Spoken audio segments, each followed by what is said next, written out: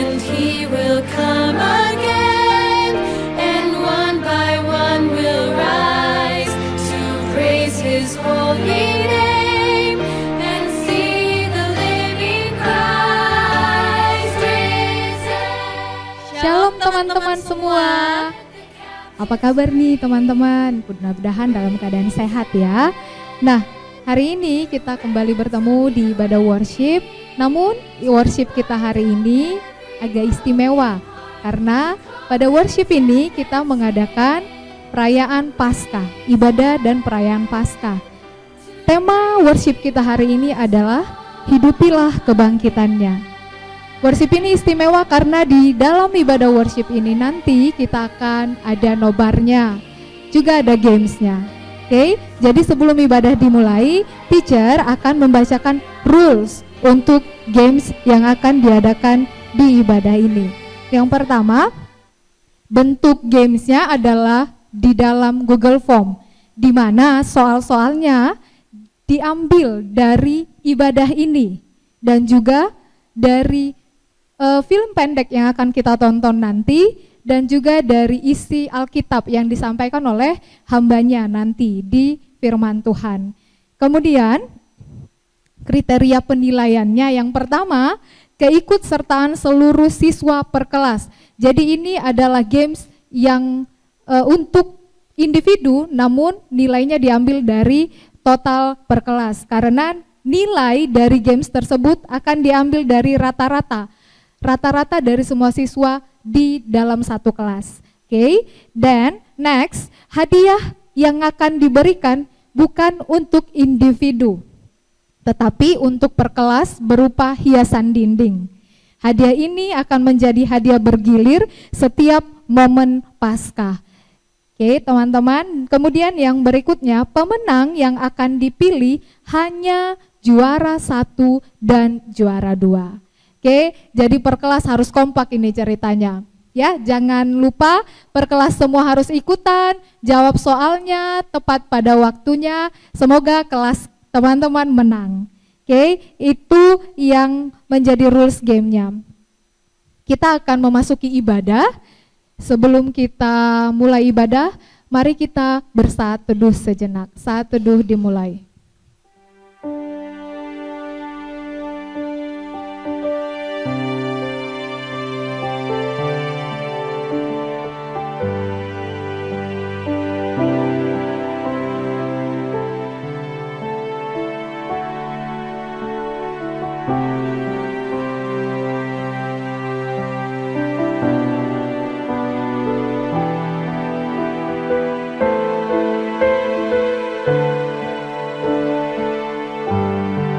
Amin.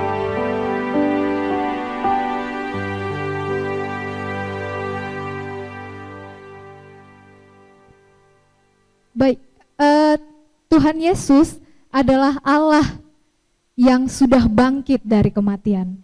Kita angkat pujian ini, kita mau memuji Tuhan, teman-teman mari bersemangat dalam mengikuti ibadah ini. Kita mengerahkan seluruh yang ada pada diri kita untuk memuliakan Tuhan.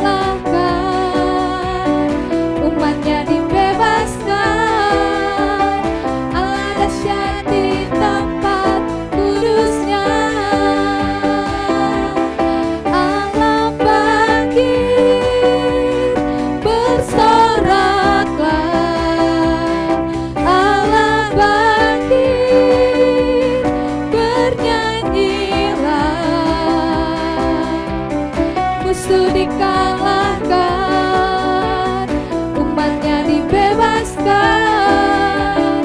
Allah dahsyat di tempat kudusnya,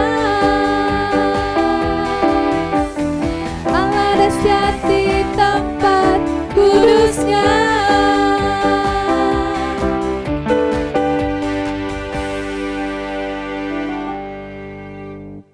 Mari kita bersatu dalam doa. Bapa kami di dalam surga, kami mengucap syukur ya Tuhan untuk segala penyertaan dan pemeliharaan Tuhan dalam hidup kami. Kami juga mengucap syukur ya Tuhan untuk segala nikmat yang masih boleh kami rasakan hingga saat ini ya Tuhan. Ya Tuhan, saat ini kami akan melaksanakan ibadah Paskah, di mana hari ini kami akan merayakan kebangkitan dari Putra-Mu Tuhan Yesus Kristus. Biarlah kiranya kami terus bersuka cita karena Engkau, dan biarlah kami terus bersyukur untuk segala rahmat dan untuk segala pengorbanan-Mu. Ya Tuhan, kepadamu kami serahkan seluruh jalannya ibadah ini dari awal hingga selesai. Namun terlebih dahulu kiranya Tuhan melayakkan kami, menyucikan kami dan menguduskan kami, agar kiranya kami layak untuk memuji dan memuliakan Engkau. Terima kasih ya Tuhan, hanya dalam nama-Mu kami berdoa dan mengucap syukur. Amin. Baiklah, banyak cara yang bisa kita lakukan untuk memuji dan memuliakan Tuhan. Salah satunya melalui musik. Saat ini kita akan menyaksikan perform dari Jessica Maritzi Jacob IPS.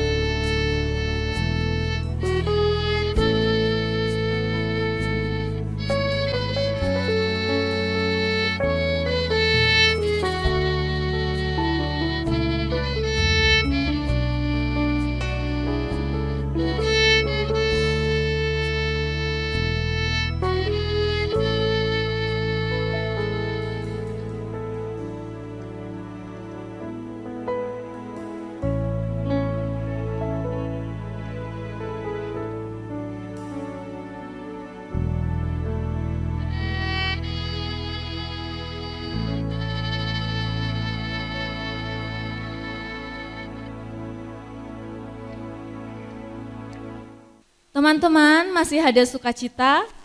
Amin. Ya, untuk menyempurnakan sukacita kita hari ini, kita angkat kembali satu pujian, sebab Dia hidup.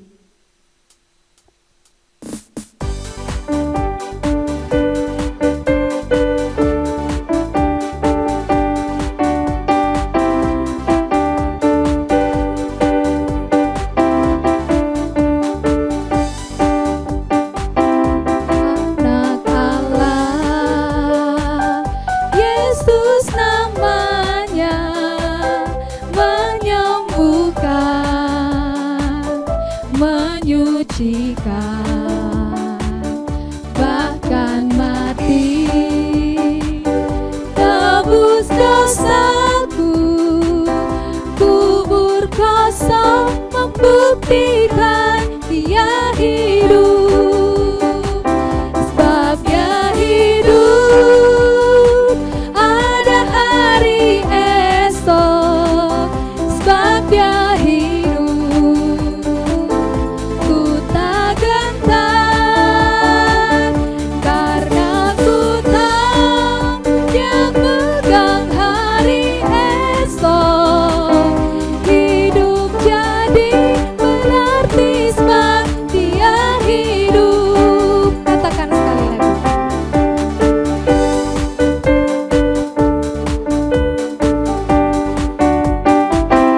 Anak Allah, Yesus namanya, menyembuhkan, menyucikan, bahkan mati, tebus dosaku, kubur kosong membuktikan Dia hidup. Sebab Dia hidup, ada hari esok. Sebab Dia hidup, ku tak gentar, karena ku tahu Dia pegang hari esok. Hidup jadi berarti sebab Dia hidup.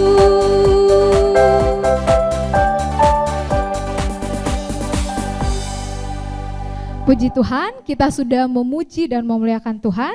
Kita juga sudah mendengar tadi alunan musik dari biola teman kita. Saat ini kita akan mendengarkan puisi dari teman kita Laureta Joshua Tu.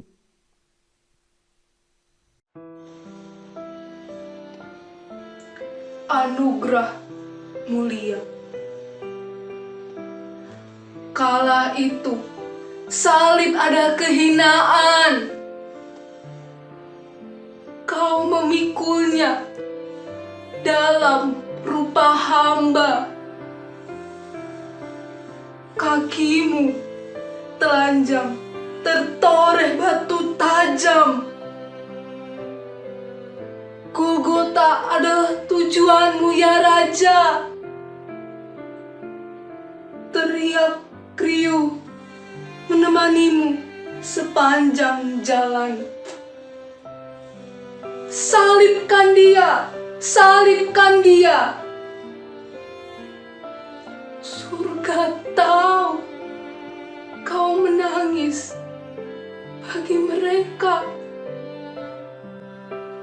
Tanganmu jelas siap terpaku di sana.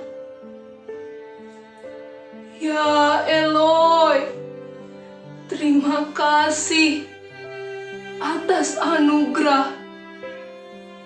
Kini kami beroleh hidup kekal, berpindah dari hidup yang fana. Salibmu selamanya mulia.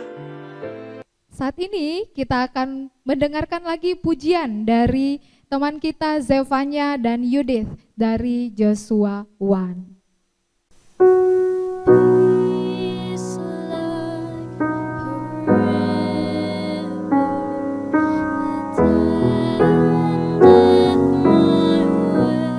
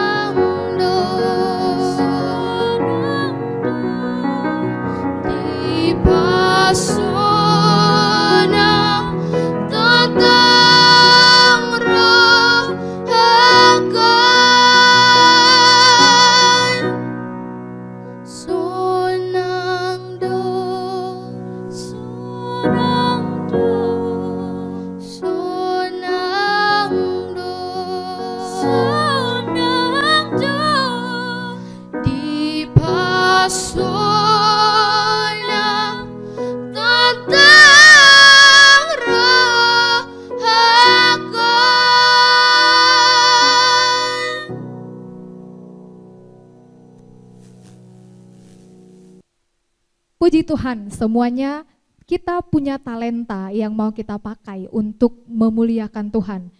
Saat ini kita akan mendengarkan firman Tuhan, namun sebelumnya kita mau menaikkan pujian.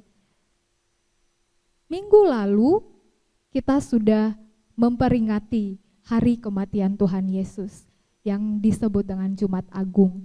Dan hari Minggu kemarin kita sudah merayakan kebangkitannya, Paskah. Dan saat ini juga di ibadah ini kita mau merayakan sebagai siswa di sekolah Kristen, kita mau merayakan ibadah Paskah. Siapa sebenarnya kita sehingga Kristus menebus kita?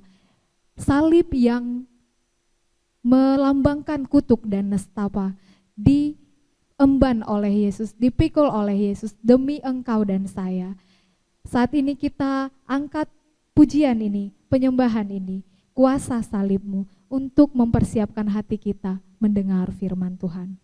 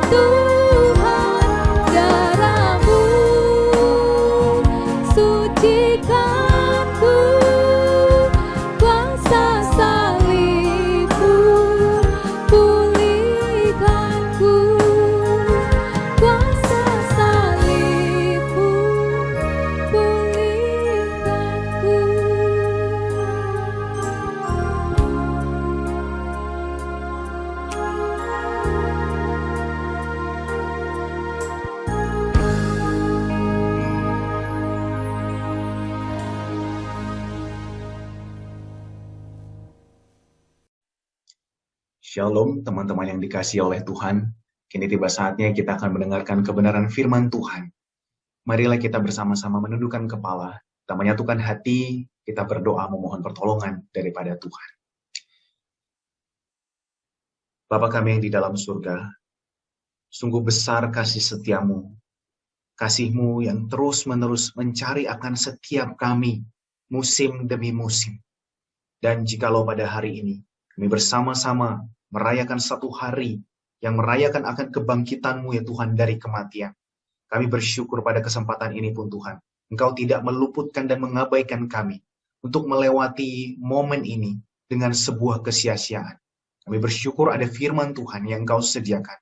Pimpinlah kami ya Tuhan, agar di dalam hari kami yang berat ini, agar di dalam hari kami yang mungkin saat ini kami lalui dengan penuh kebosanan, Engkau boleh membangkitkan kami juga kembali bersama dengan Engkau, sehingga hidup kami ini Tuhan, sungguh kami sadari adalah hidup yang penuh dengan makna, ketika Engkau memilih untuk menyelamatkan kami dan menghidupkan kembali roh kami. Pimpinlah kami ya Allah Roh Kudus, karena melalui kuasa-Mu saja kami dapat kembali mendengarkan akan kebenaran firman-Mu. Karena melalui kuasa-Mu saja kami dapat mengerti, dan karena kuasa-Mu saja kami dapat melakukannya di dalam kehidupan kami. Pimpin baik hamba-Mu yang berbicara, maupun setiap kami yang mendengar. Kiranya Allah Roh Kudus bertahta, sehingga firman Tuhan itu sungguh boleh masuk ke dalam hati kami, dan kami kerjakan sebagai tanggung jawab kecintaan kami, kerinduan kami untuk memuliakan Tuhan. Di dalam nama Tuhan kami Yesus Kristus, kami berdoa dan kami bersyukur. Amin. Teman-teman yang terkasih, perkenalkan nama saya Ezra Solavide. Saya adalah seorang guru Injil yang melayani di Gereja Kristus Yesus Jemaat Kuta Bali. Saya adalah alumni SCT Reform Indonesia yang melaluinya pada hari ini bisa berhubungan dengan teman-teman sekalian dan menyampaikan kebenaran firman Tuhan. Meski secara digital saya bersyukur bisa berjumpa dengan teman-teman dan hadir di tengah-tengah teman sekalian untuk merenungkan kebenaran firman Tuhan. Tetapi saya percaya secara spiritual, Tuhan telah mempersatukan kita sebagai tubuh Kristus. Sehingga sebelum saya menyampaikan akan firman Tuhan ini, saya telah mendoakan teman-teman sekalian agar kiranya firman Tuhan yang telah dititipkannya kepada saya boleh menjadi berkat bagi teman-teman seperti firman Tuhan telah memberkati diri saya sendiri.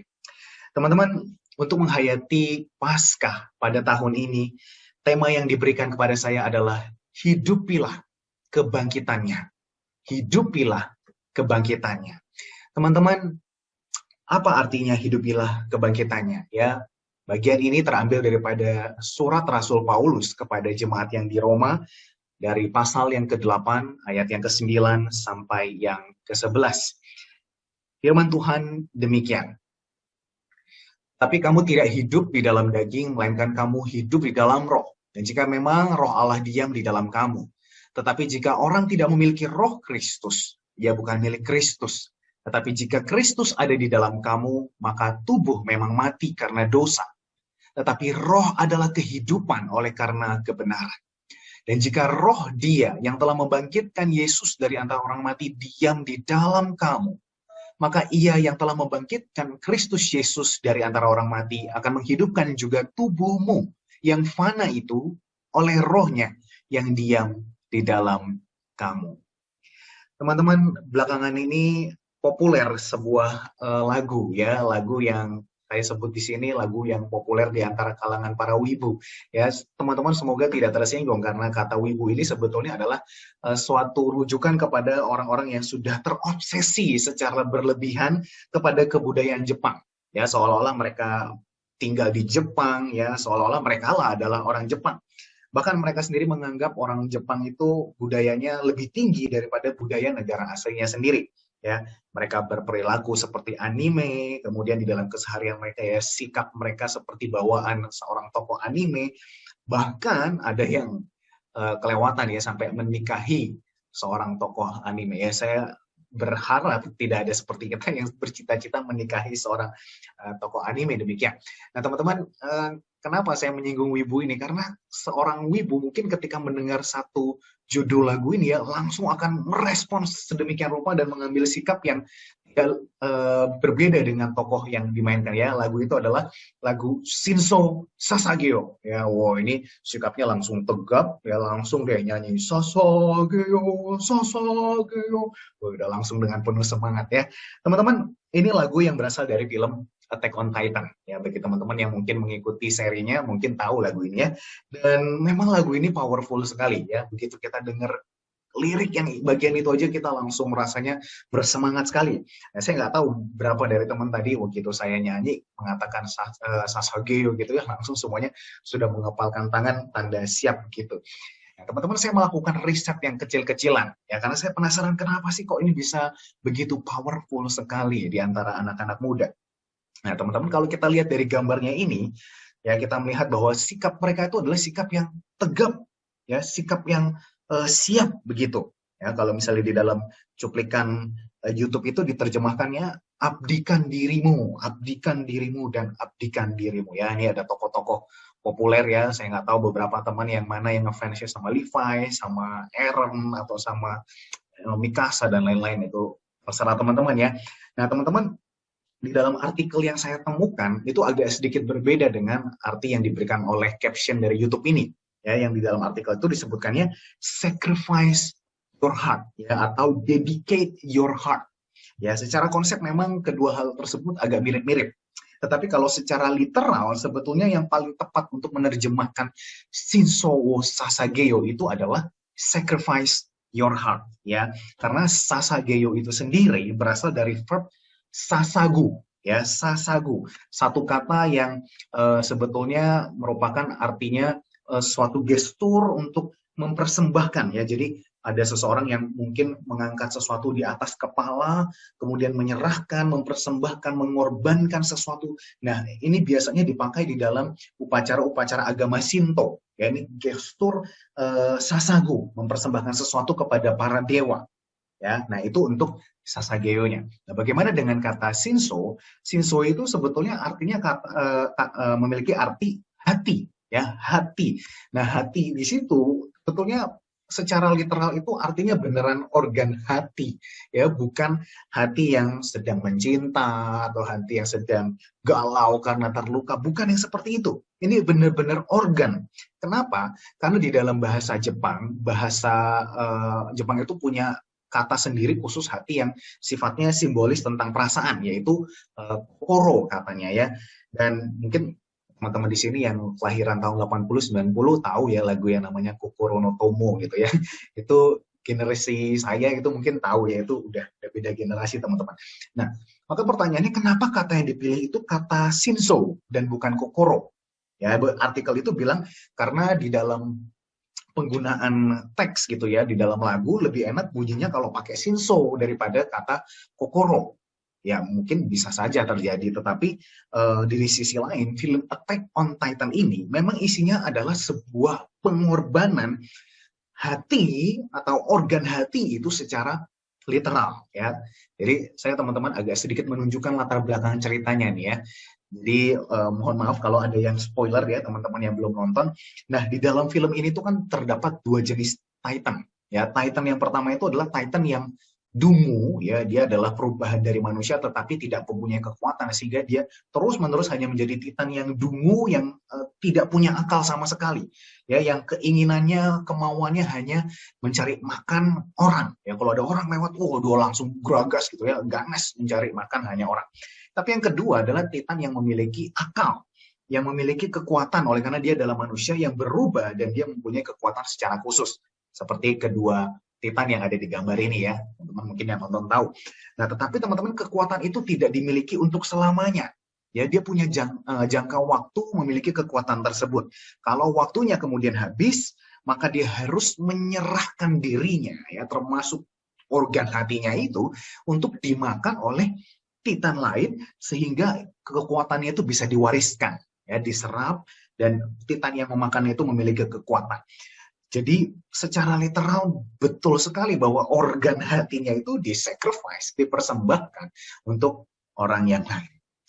Nah, teman-teman, kenapa sih saya cerita panjang lebar tentang latar belakang film ini? Karena mungkin memang selain kisah ini sedang populer. Tetapi teman-teman, sebetulnya cerita ini, konsep dari film ini sebetulnya bukanlah sesuatu yang baru. Bukan sesuatu yang baru dan bukan juga sesuatu yang jauh dari tema kita pada hari ini.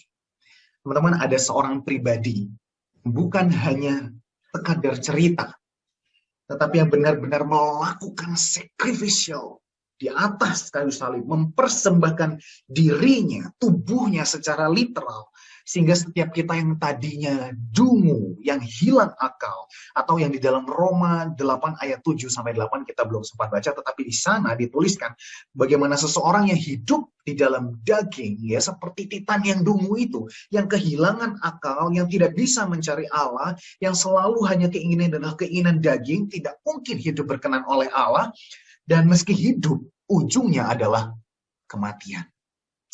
Ya, teman-teman, tetapi kini karena pengorbanan dirinya, maka kita dibangkitkan kembali, sehingga roh kita mampu untuk hidup dan menghidupi kebangkitan dia untuk hidup berkenan kepada Allah. Dan hidup yang saat ini, meskipun tubuh kita akan tetap mati, tetapi roh kita akan hidup sampai selama-lamanya. Nah, teman-teman, pribadi itu adalah Tuhan Yesus Kristus. Yang hari ini kita rayakan kebangkitannya di hari Raya Paskah. So, teman-teman, apa itu menghidupi kebangkitannya? Setiap kita pasti memiliki alasan untuk hidup. Ya. Setiap kita pasti memiliki alasan untuk hidup. Meski nggak semuanya bisa memperkatakan apa sih alasan kita hidup ya secara jelas. Tetapi di belakang kepala kita itu tahu bahwa sebetulnya ada alasan-alasan yang mendrive hidup kita. Untuk setiap hari, untuk setiap jam, bahkan setiap menit di dalam kehidupan kita. Nah, misalnya saya punya teman ya, teman saya itu didrive oleh kebutuhannya akan kasih sayang. Ya, kasih sayang. Jadi kalau dalam bahasa masa kini itu gaya hidupnya itu biasanya kita sebut sebagai seorang yang bucin, ya, bucin. Wah, ini bucin pol kalau kata orang Jawa ya. Nah, misalnya di story IG-nya itu penuh sekali dengan foto pacarnya, feeds-nya juga isinya pacarnya, ya suka cubit-cubitan gitu ya. Cubit-cubitan aja di storyin gitu, saya juga nggak habis pikir. Kemudian suap-suapan, terus kalau berantem galaunya luar biasa, kemudian begitu udah balikan cubit-cubitan lagi ya. Itu setiap hari kita lihat HP-nya nggak lepas dari tangan gitu ya. Notification nggak mungkin nganggur lebih dari 5 menit gitu, pasti udah segera ngabarin gitu ya. Dan secara nggak sadar bahkan mood-nya, arah hidup dia, pilihan-pilihan untuk masa depan itu didrive oleh hal-hal tersebut. Ya, nah bayangin orang yang seperti itu. Jadi apa yang ia hidupi? Yang ia hidupi adalah cintanya. Wes, kayaknya seolah-olah keren ya kita mendengar seperti itu. Ada banyak hal lain di belakang kita yang menjadi alasan kita hidupi. Selain mungkin cinta seperti teman saya tadi, ada yang mungkin kekayaan. Ya, keinginannya untuk menjadi kaya, keinginan untuk terus mempertahankan kekayaannya. Ada yang senang dan bangga sekali dengan popularitasnya, dan lain sebagainya. Tetapi teman-teman, kita perlu waspada. Kenapa? Oleh karena di dalam Roma 8 ayat 5 itu mengingatkan bahwa kita sebagai manusia itu hanya ada 2 tipe, teman-teman. Ya. Roma 8 ayat 5 mengatakan bahwa ada orang yang hidup oleh daging, dan segala yang dipikirkannya adalah hal-hal yang dari daging. Yaitu tadi cinta yang manusiawi, ya, kekayaan, popularitas, cantik apa enggak, ganteng apa enggak, badan bagus atau enggak, modis atau enggak. Hanya itu yang dipikirkan di dalam dirinya. Tetapi di sisi lain ada orang yang hidup oleh roh sehingga memikirkan hal-hal yang berasal dari roh. Keinginannya untuk terus mencari kehendak Allah, ingin terus mencari perkenanan akan Allah, ingin terus bisa melayani menjadi representasi kerajaan Allah. Jadi ada 2 perbedaan di dalam Roma 8 ayat yang kelima. Kemudian di ayat yang ke-6 dilanjutkan bahwa orang yang hidup didrive oleh keinginan daging itu ujungnya adalah maut. Tetapi orang yang hidup dipimpin oleh roh, maka ujungnya adalah kehidupan dan damai sejahtera. Teman-teman, seperti kerinduan Rasul Paulus di dalam Roma 8 ayat yang ke-9. Saya juga mengharapkan, saya rindu jika roh Allah sungguh tinggal di dalam diri kita. inilah saatnya untuk kita kembali pulang.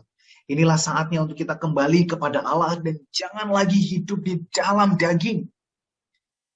Tetapi hiduplah sesuai naturmu sebagaimana Tuhan telah memanggil kita untuk hidup di dalam roh, beroleh penebusan dari Tuhan Yesus Kristus. Itu berarti kita memiliki channel untuk hidup di dalam roh. Nah sekarang teman-teman, bagaimana supaya kita bisa dapat terus melatih diri untuk menghidupi akan kebangkitan itu? Ya, Roma 8 ayat 9 sampai 11 yang tadi kita telah baca memberikan kepada kita beberapa petunjuk, teman-teman. Nah, mari kita simak. Poin yang pertama adalah, teman-teman, sadari bahwa Roh Allah diam di dalam kita sehingga kita hidup memiliki bahan bakar roh itu. Ya, the Spirit lives in us and so we are spirit filled. Ya, kita memiliki bahan bakar untuk menggerakkan seluruh hidup diri tubuh kita oleh karena ada roh yang bekerja di dalam diri kita. Itu artinya teman-teman ketika kita mendefinisikan hidupilah kebangkitannya, harapan kita sama sekali bukan dari diri kita sendiri yang kemudian memodifikasi gimana ya supaya tampil lebih baik, gimana ya supaya tampil lebih rohani, gimana ya supaya orang-orang tahu kalau aku ini orang yang rajin baca firman Tuhan dan sebagainya. No, it's not about that. Seolah-olah kita bisa tampak lebih rohani di mata banyak orang. Bukan, teman-teman. Tetapi hidupilah kebangkitannya itu berarti kita menyadari bahwa Allah itu melihat hati dan segala sesuatu yang tersembunyi di dalamnya. Maka harapan kita satu-satunya adalah hanya di dalam Roh Kudus yang kemudian mentransformasi, mengubah akan hati kita. So teman-teman, fueled by the Spirit, dipenuhi oleh Roh Kudus, itu bukan berarti keinginan daging kita langsung auto hilang, ya. Tetapi fueled by the Spirit berarti kita berbahan bakarkan Roh Kudus, sehingga dengan bahan bakar Roh Kudus kita terus aktif bergerak, ya. Dan untuk apa? Menahan mata kita, menahan pikiran kita, menahan tangan kita yang kemudian bergerak karena keinginan daging. Dan seluruh bagian tubuh kita lainnya, kaki kita dan lain sebagainya, yang bergerak menuju pada keinginan daging. Itu sebabnya teman-teman di dalam Roma 8 ayat 13, Paulus berkata, sebab jika kamu hidup menurut daging, kamu akan mati. Tetapi jika oleh roh, maka kamu akan mematikan perbuatan-perbuatan tubuhmu. Dengan demikian kamu akan hidup. Ya teman-teman, ini ibaratnya itu ada lampu yang pertama, ini lampu berwarna hitam. Ya, lalu yang kedua ada lampu yang berwarna putih. Teman-teman, ketika tangan kita mulai melihat-lihat, wah, ya mata kita melihat, tangan mulai bergerak. Waduh, kayaknya asik nih, aku pengen nih bergerak ke arah lampu yang hitam ini ya. Nah, berbahan bakarkan Roh Kudus, maka kita dengan tangan satunya harus jangan pergi ke sana. Ya, kemudian kita dengan hati kita mengalihkan mata dan pandangan kita. Oke, nggak perlu, jangan lihat ke kiri ya, jangan lihat ke kiri, jangan memuaskan keinginan daging kita. Instead, tetapi kita justru menggerakkan tangan kita, menghidupkan roh ini, menghidupkan lampu daripada Roh Kudus yang menyala dalam diri kita. Sehingga teman-teman bayangkan hal tersebut di dalam keseharian kita. Misalnya saja di dalam Instagram ya, saya pikir teman-teman masih cukup populer menggunakan Instagram. Nah, teman-teman di dalam Instagram, kalau misalnya di dalam explore kamu, itu ada banyak hal yang sebetulnya kemudian menjadi sumber nafsu birahi, ya sesuatu yang kemudian membuat kita malah semakin mikirin yang enggak-enggak. Yang awalnya mungkin seperti ini nih ya, ini apa, penasaran, ada sensitif konten, pengen lihat, buka gitu ya, ada berita, wah beredar video artis ini itu berapa detik. Please teman-teman, you have to control yourself, kamu harus mengendalikan dirimu untuk menahan tanganmu, menahan matamu, menahan pikiranmu. Ya kalau ada gambar-gambar dari selebgram yang kemudian membuat kamu berfantasi, ya cepat-cepat pilih opsi ya, jangan bergerak sini, lakukan ya. Di dalam tombol explore Instagram kita tuh ada yang namanya not interested ya. Jadi kalau teman-teman melihat sesuatu yang berbahaya, seperti teman-teman yang lain mungkin isunya adalah comparison ya. Kalian melihat, wah ada banyak sekali keinginan-keinginan yang kamu inginkan dan orang lain itu punya, kamu nggak punya. Kamu menginginkan sesuatu, kamu kemudian menjadi banding-bandingin, kamu menjadi iri hati, berandai-andai sesuatu yang ada buat kamu muter-muter, itu terus yang kamu pikirkan dan membuat kamu jauh dari Tuhan. Teman-teman cepat pilih opsi yang namanya ini, ya, not interested. Not interested itu bisa diklik ya, klik postnya, habis itu di atas ada titik 3, klik not interested. Di situ algoritma akan bekerja menolong kamu untuk tidak menampilkan bagian-bagian yang sensitif tersebut, teman-teman. So, teman-teman juga mungkin ada aplikasi-aplikasi lain di dalam gadget teman-teman ya yang mungkin hidden. Teman-teman pikir nggak ada yang tahu. Atau aplikasi-aplikasi yang teman-teman lock. Teman-teman mungkin berpikir bahwa seseorang tidak bisa masuk karena teman-teman lock. Maka teman-teman, saya tekankan sekali lagi bahwa Tuhan kita Allah yang mengetahui segala sesuatu, bahkan yang kita sembunyikan di dalam hati. So, teman-teman, apa yang perlu kita lakukan? Maka dengan berbahan bakarkan Roh Kudus tadi, kita harus dengan yakin delete, ya, klik delete. Jangan lagi main-main dengan kehidupan kita. Ya, dengan berbahan bakarkan Roh Kudus kita katakan, Tuhan, aku mau kembali, aku mau bangkit bersama dengan Kau, aku mau mematikan seluruh keinginan-keinginan dagingku. Ya, selalu ada kesempatan untuk kita pencet not interested and delete. Teman-teman, setidaknya dengan gambaran tersebut, saya berharap kita mulai ada sedikit bayangan dengan apa yang dimaksud oleh Rasul Paulus di dalam ayatnya yang ke-10, bahwa tubuh memang mati karena dosa. Ya, tubuh memang punya keinginan-keinginannya dan mati karena dosa. Tetapi roh itu adalah kehidupan oleh karena kebenaran. Dan kebenaran kita mengingat apa yang menjadi kehendak Tuhan Yesus Kristus, apa yang menjadi pengajaran-pengajarannya. Dan Roh Kudus terus mengingatkan dan menolong kita di dalam tubuh ini untuk berhenti melakukan apa yang tidak berkenan. Teman-teman, untuk menutup poin ini, saya ingin mencoba menjawab dari pertanyaan teman-teman yang masih muda biasanya bertanya, kok bagaimana saya bisa tahu bahwa Roh Kudus itu hidup di dalam diri saya? Ya, nah saya akan mengutip satu jawaban atau bentuk pertanyaan yang bagus sekali yang diungkapkan oleh David Guzik pada saat itu dengan cara kita mengajukan pertanyaan. Ya, keempat pertanyaan ini, apakah di dalam dirimu ada yang mengarahkan engkau kepada Tuhan Yesus? Ya, apakah di dalam dirimu, yang kedua, ada yang menaruh kerinduan untuk menghormati, menghargai akan Tuhan Yesus? Yang ketiga, apakah di dalam dirimu ada keinginan untuk belajar menjadi semakin serupa dengan Tuhan Yesus? Dan yang keempat, apakah di dalam hati nuranimu ada Roh Kudus yang terus aktif bekerja, mengajak kamu untuk pulang, kembali kepada jalan yang benar? Dan ketika kita terkadang, harus berjumpa dengan terpaksa gitu membaca firman Tuhan, anehnya ada rasa damai sejahtera. Teman-teman, jika satu saja dari 4 pertanyaan ini jawabannya adalah ya, teman-teman di sana pasti ada Roh Kudus. Mengapa? Karena hanya Roh Kudus yang sanggup menghantarkanmu kepada Tuhan Yesus dan kebenarannya. Jadi jangan sia-siakan ketika Roh Kudus masih terus mau bekerja di dalam diri kita. Teman-teman, poin yang kedua dan yang terakhir. Paulus berkata di dalam ayat yang ke-11. Jika roh Dia yang telah membangkitkan Yesus dari antara orang mati diam di dalam kamu, maka Ia juga akan membangkitkan tubuhmu yang fana oleh rohnya. Itu artinya teman-teman, jika kita berkata, hidupilah kebangkitannya. Ini bukan hanya berbicara tentang kebangkitan, nanti pada akhir zaman aku akan bangkit kembali bersama dengan Kristus. Tidak hanya itu. Tetapi kehidupan masa kini pun, it's also matters. Berarti. Di dalam tubuh yang fana ini pun berarti. Maka hidupi kebangkitannya berarti ketika kita masih hidup di dalam tubuh yang fana ini. Our mortal bodies. Muliakanlah Tuhan. Teman-teman, ini adalah sebuah panggilan, ini adalah sebuah ajakan. Hai tubuh yang fana, muliakanlah Tuhan. Teman-teman, setelah Tuhan Yesus Kristus naik ke atas salib, menjadi korban persembahan untuk mendamaikan kita dengan Allah oleh karena dosa-dosa kita. Kita nggak langsung kemudian auto naik ke surga, bukan? Tidak.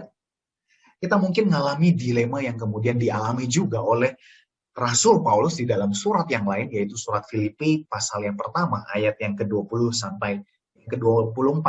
Demikian, saya akan membacakan buat teman-teman. Sebab yang sangat kurindukan dan kuharapkan ialah bahwa aku dalam segala hal tidak akan beroleh malu, melainkan seperti sedia kala.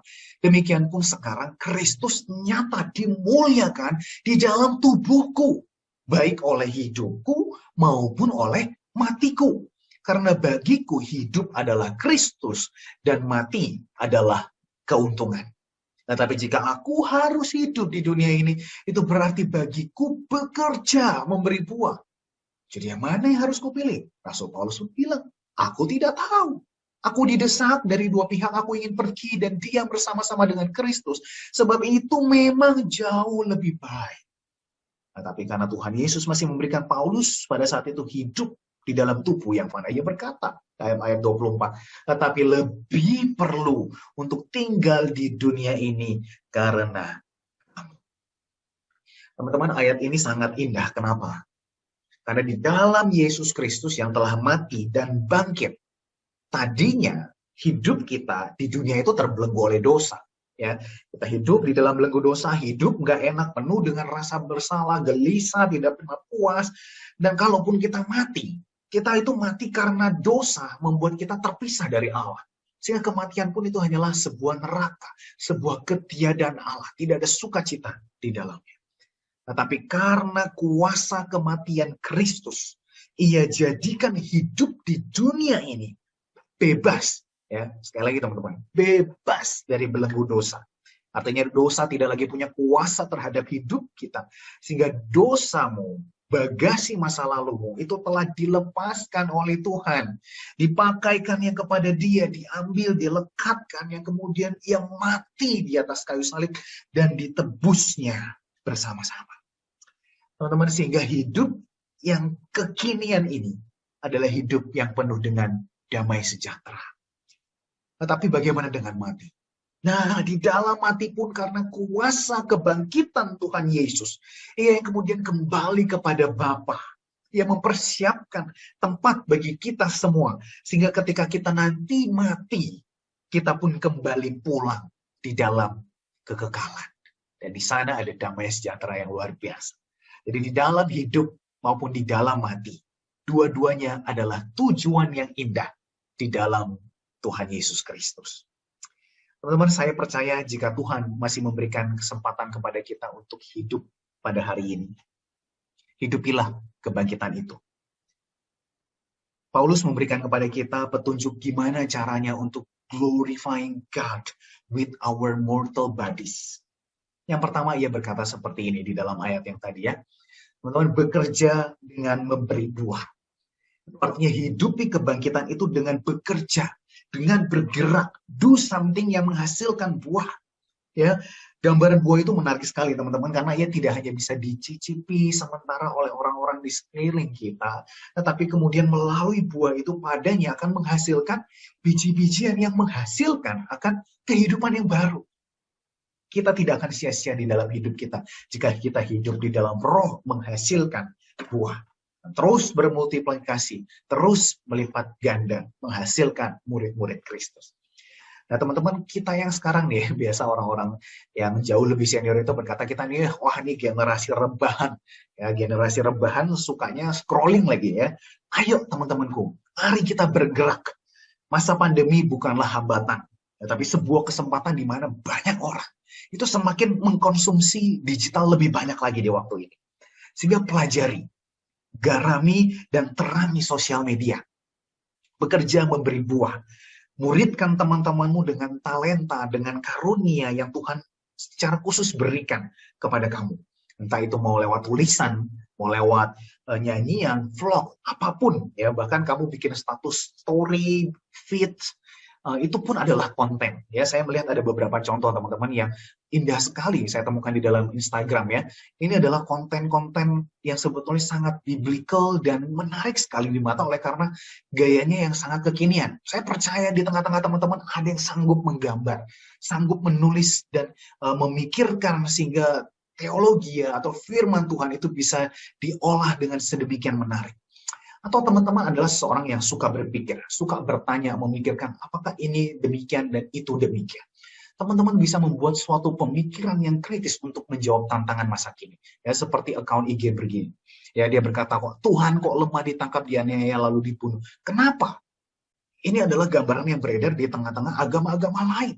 Mereka memandang Tuhan kok lemah dan lain sebagainya. Tetapi kita percaya bahwa Tuhan Yesus yang kemudian mengambil tubuh manusia dengan sengaja mengambil tubuh yang lemah ini untuk kemudian menjadi pengorbanan sama seperti manusia yang seharusnya layaknya menerima kematian. Ya, wah, ini kalau kita bahas bisa panjang banget. Nah, tapi gambar-gambar seperti ini sangat menarik dan ini menjadi buah yang kemudian membawa orang, menuntun orang mencicipi akan kebenaran tersebut.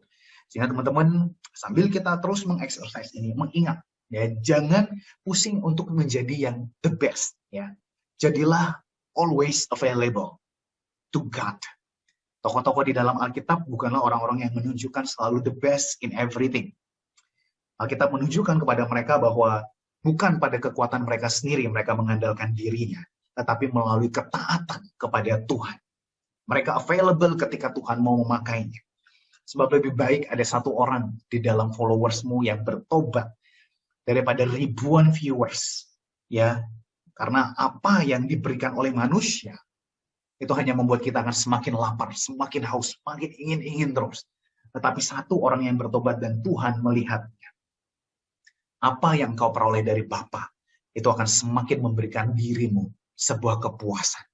Menjadi rekan sekerja Tuhan yang menaati Dia, yang menjadi berkat bagi sesamanya. Teman-teman, yang terakhir, Paulus juga kemudian berkata, tetapi lebih perlu untuk tinggal di dunia ini karena kamu. Nah, saya mau menantang teman-teman untuk menemukan dalam tanda kutip ini, ya, karena kamu di dalam hidup kita masing-masing. Siapakah si kamu yang Tuhan tempatkan di dalam hidupmu? Teman-teman, saya sangat terberkati dengan salah satu ayat yang ditulis oleh Raja Daud. Ya, dia menulisnya di dalam Mazmur 51. Mazmur yang ia tulis setelah ia kedapatan berdosa perzinahan. Mengapa saya terberkati? Karena saya sadar bahwa dalam diri saya pun ada banyak sekali dosa yang jauh lebih parah, yang juga banyaknya luar biasa. Saya malu kalau saya harus menceritakan semuanya kepada teman-teman. Tetapi melalui apa yang saya baca ini, ya, mungkin teman-teman pun juga sempat merasakan, ya, rasa gelisah, rasa tidak berdaya, rasa malu menyimpan dosa yang sedemikian memalukan.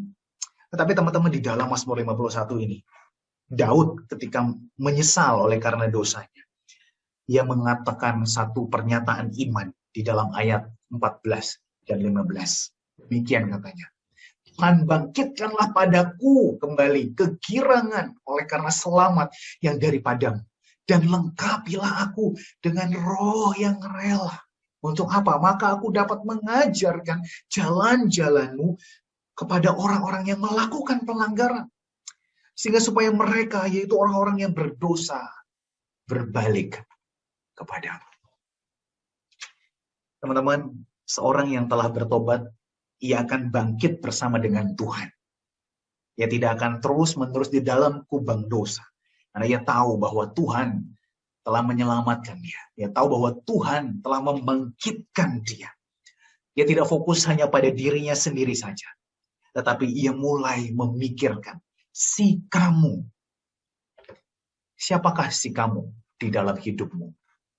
Bisa jadi ia adalah orang-orang yang saat ini tengah berjuang dengan belenggu dosa yang mungkin pernah kamu gumulkan, teman-teman. Maka teman-teman, hari ini mari dengan kuasa kebangkitan yang Tuhan Yesus berikan, dengan rohnya yang tinggal di dalam diri kita, bangkitkanlah dirimu, hidupilah kebangkitannya dengan memuliakan Tuhan selama kita masih hidup. Selama masih ada kesempatan, minta Tuhan menunjukkan siapa si kamu di dalam hidup kita.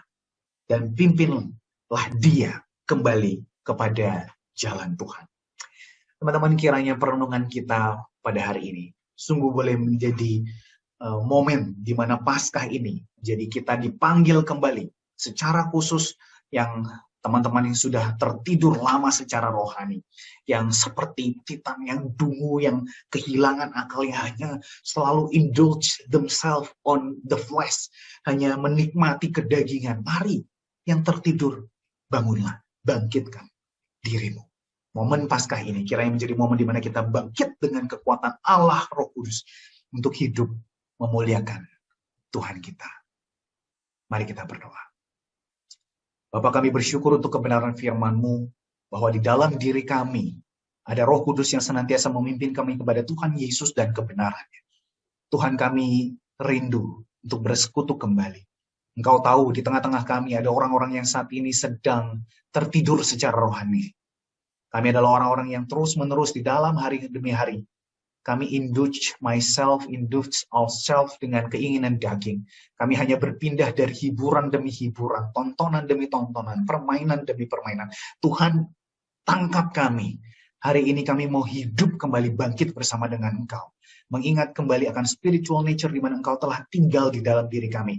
Bangkitkanlah roh, supaya kami mencari perkara-perkara rohani di dalam hidup kami. Sehingga kami pun dapat menemukan si Dia yang Tuhan telah taruh di dalam hidup kami, juga untuk kami pimpin kembali kepada jalan. Terima kasih ya Tuhan, biarlah momen Paskah ini boleh menjadi kebangkitan yang kami hayati. Tidak hanya kebangkitan Tuhan di dalam hidup kami, tetapi di dalam kehidupan orang-orang percaya seutuhnya. Terpujilah namamu Tuhan, kekal sampai selama-lamanya. Dalam nama Tuhan Yesus Kristus, kami berdoa dan kami bersyukur. Amin. Kiranya Tuhan Yesus memberkati teman-teman sekalian. Amin. Halo teman-teman sekalian, perkenalkan saya Ivan dari Sekolah Tinggi Teologi Reform Indonesia. Saya adalah dosen dan direktur admisi di STTRI. Untuk teman-teman khususnya yang tertarik untuk studi teologi lebih dalam, izinkan saya untuk sedikit berbagi informasi tentang STTRI dan juga menjelaskan proses mendaftar dan bergabung dengan STTRI. Pertama-tama, izinkan saya untuk menunjukkan video yang sudah kami siapkan untuk teman-teman dapat tonton dan nikmati.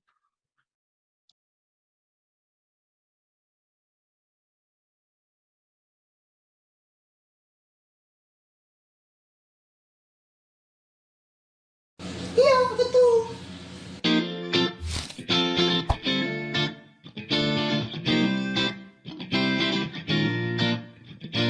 STTRI dikenal sebagai seminari Injili dengan kualitas akademik yang bermutu karena pengajar-pengajar yang berkualitas.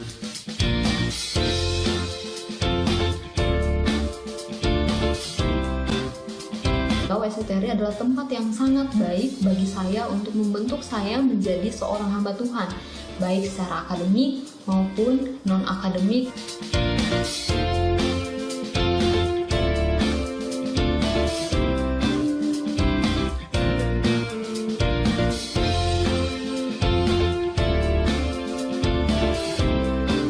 Dalam menjalani proses pembentukan di STTRI, saya diberikan ruang untuk mengeksplorasi berbagai potensi dan kemampuan diri yang Tuhan percayakan dalam hidup saya, seperti berpikir kritis, hidup disiplin, dan melayani Tuhan dengan ketulusan hati.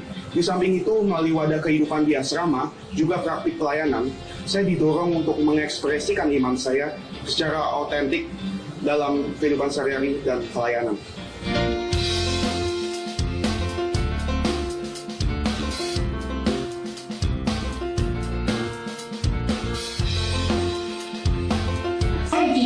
Belajar mengenal Allah melalui dosen-dosen yang sangat-sangat luar biasa. Ya. Bukan hanya saja mereka membimbing saya secara akademik, tetapi saya juga belajar dari kehidupan mereka ketika mereka berinteraksi dengan saya dan juga melalui pelayanan mereka yang luar biasa.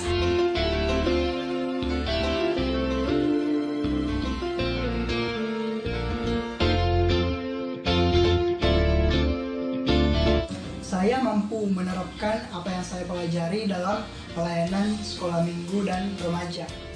Iya, betul. Saudara rindu untuk menjawab beban yang Tuhan berikan sebagai calon pelayan Tuhan? Bergabunglah bersama kami di STTRI, Sekolah Tinggi Teologi Reform Indonesia.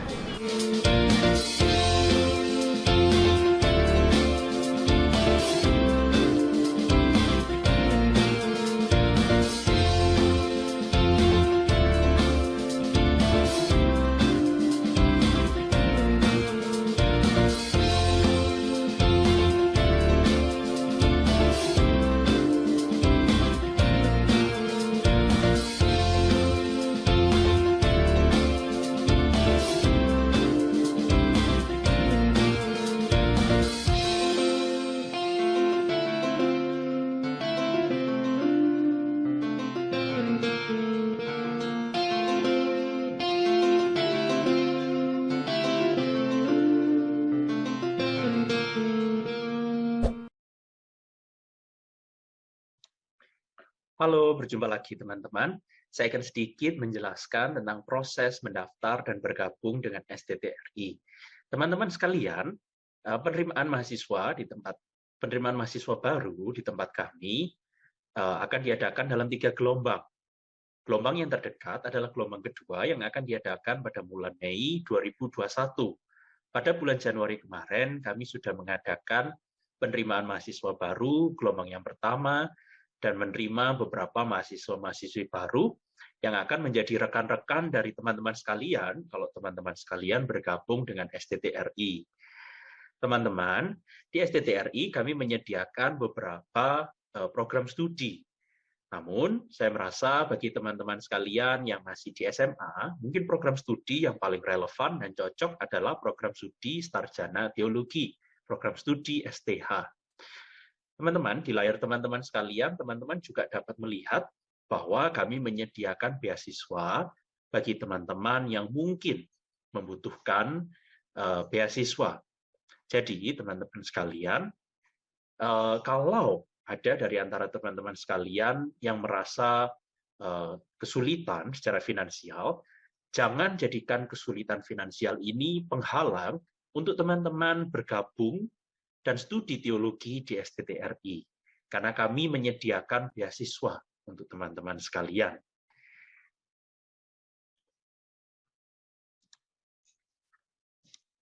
Teman-teman, kami juga akan sedikit menjelaskan proses penerimaan mahasiswa baru yang akan diadakan pada bulan Mei 2021, seperti yang saya sudah katakan tadi.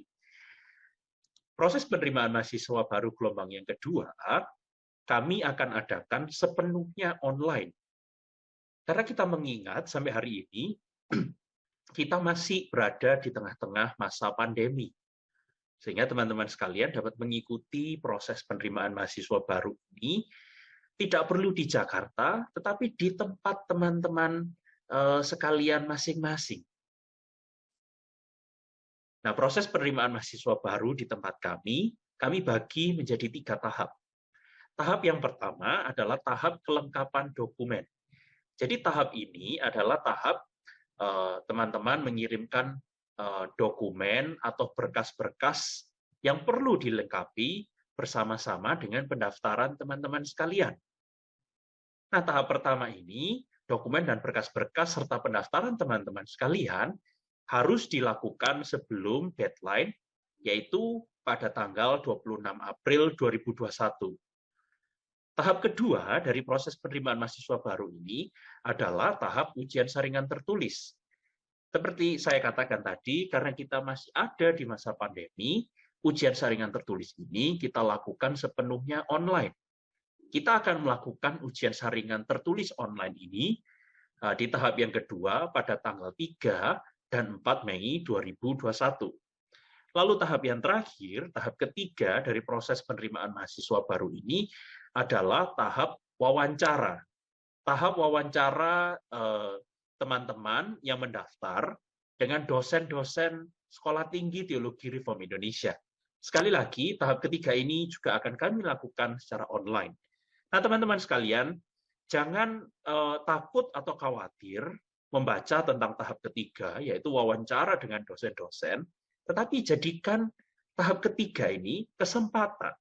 Kesempatan untuk teman-teman dapat berbagi tentang kisah hidup dan panggilan teman-teman sekalian kepada dosen-dosen yang mewawancari teman-teman sekalian. Teman-teman dapat melihat tahap ketiga ini sebagai kesempatan untuk kami, para dosen, lebih mengenal teman-teman sekalian, gitu ya. Itu adalah tahap yang ketiga. Izinkan saya juga sedikit menjelaskan sekali lagi tentang tahap kedua, yaitu ujian saringan tertulis. Untuk program sarjana teologi, ujian saringan tertulis yang diadakan di tempat kami terdiri dari 3 subjek, yaitu profisiensi bahasa Indonesia, bahasa Inggris, dan pengetahuan Alkitab.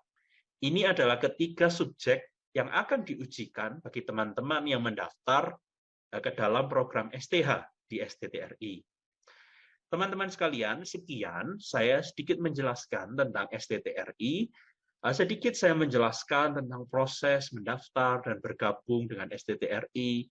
Teman-teman, bagi teman-teman yang khususnya tertarik untuk studi teologi lebih mendalam, atau bagi teman-teman yang merasa terpanggil untuk menjadi hamba Tuhan, rohaniwan, guru agama, guru konseling, dan lain sebagainya, silahkan bergabung dengan STTRI.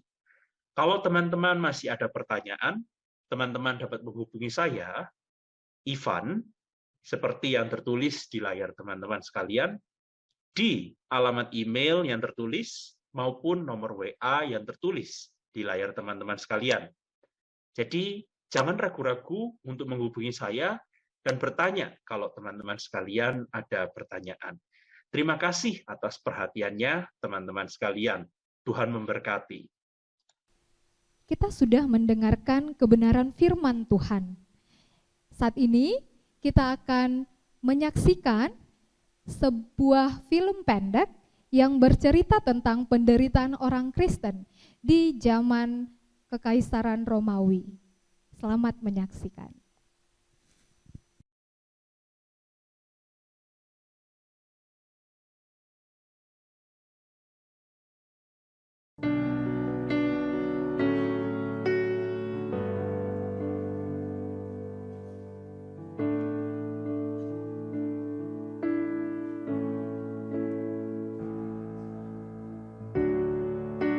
Into your hands I commit again.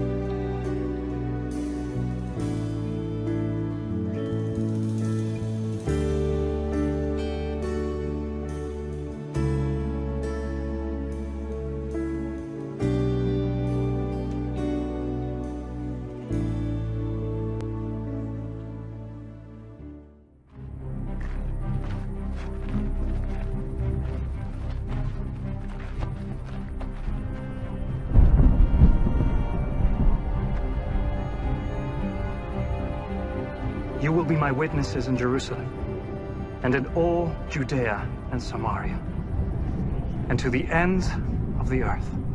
Go into the world and preach the gospel to all creation.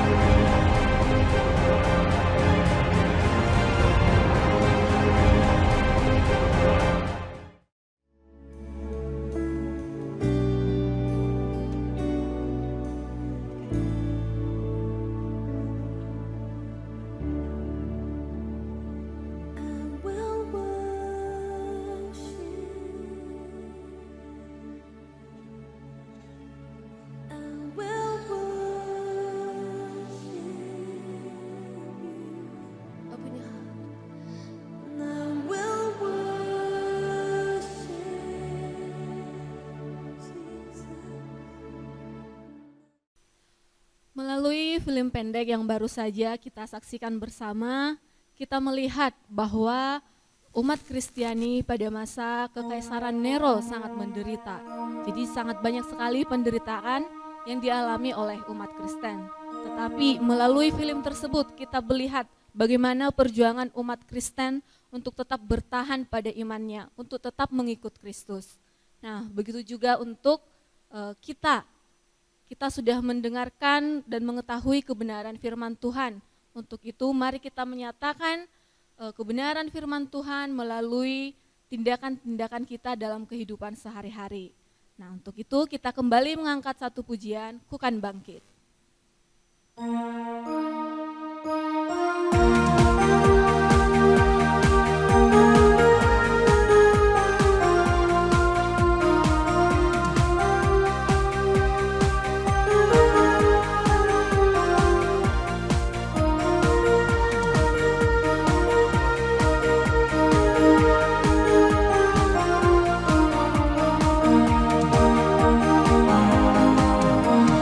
Mari kita semua umat pilihan Allah, dengarlah panggilannya untuk menggenapi firman-Nya.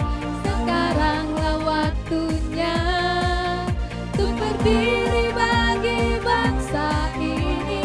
Mari maju umat pemenang. Mari kita semua umat pilihan Allah, dengarlah panggilannya untuk menggenapi firman-Nya. Sekaranglah waktunya untuk berdiri bagi bangsa ini. Mari maju umat pemenang. Bukan bangkit, nyatakan kebesaran-Nya. Bukan bangkit, nyatakan kebesaran-Nya. Sampai setiap lutut bertelut, semua lidah mengaku Yesus Kristus dialah Allah, Raja segala raja. Dialah Raja.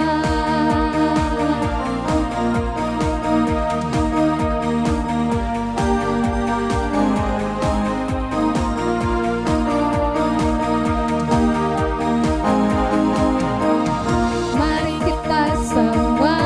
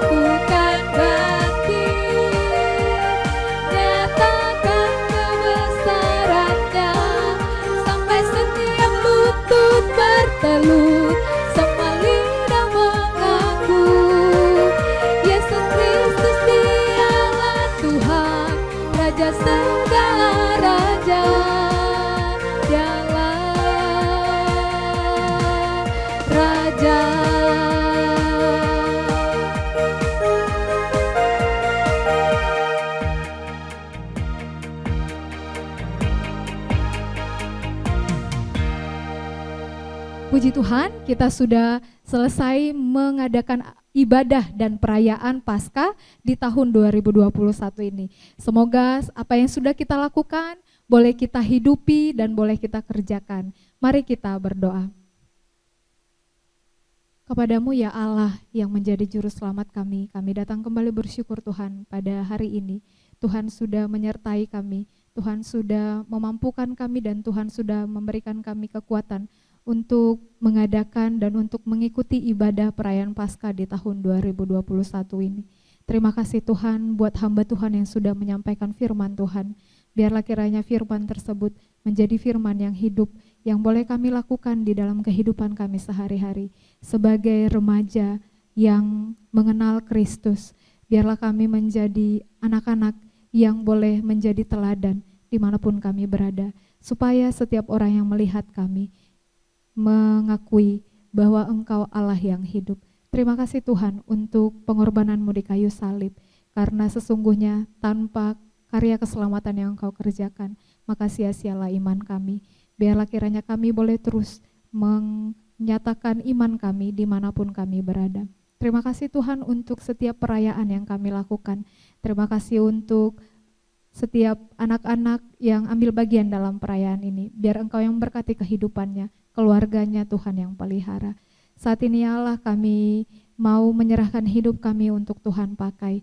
Biarlah Engkau yang menjadikan kami menjadi terang bagi orang-orang yang ada di sekitar kami. Pakai kami Tuhan supaya nama Tuhan semakin dipermuliakan. Bapa yang baik, kami serahkan seluruh aktivitas kami setelah ibadah ini ke dalam tangan Tuhan. Biar Engkau Allah yang menolong kami boleh menyelesaikan hari ini dengan baik. Kami mohon ampun Tuhan jikalau di sepanjang ibadah ini kami tidak sungguh-sungguh mendengarkan firman Tuhan, kami tidak sungguh-sungguh mengikuti dan juga menyaksikan video ini. Ampuni kami, kuduskan kami supaya kami layak di hadapan Tuhan. Segala pujian, kemuliaan, hormat kami kembalikan kepada Engkau, ya Allah yang menjadi Raja dalam hidup kami. Di dalam nama Yesus kami sudah berdoa. Amin. And he will come again.